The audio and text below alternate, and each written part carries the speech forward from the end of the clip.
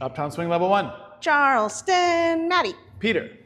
You guys rocked it, first of all. That was good. For a big old group, you guys rocked it. It was awesome. So here's the basic stuff.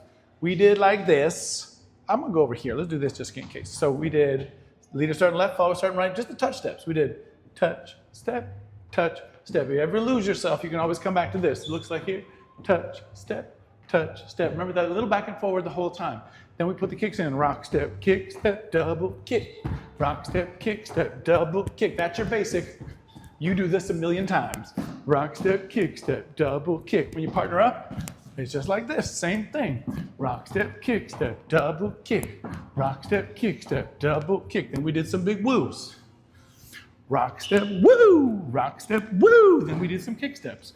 Rock, step, kick, step, kick, step, kick, step. Moving around with a little bit of that in and out feeling.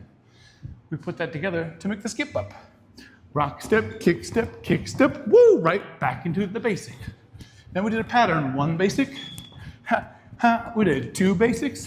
Then we did a skip up, hey, ha, ha, woo. Then slow turn, rock, step, woo. Back to the basic, that was it. Hey,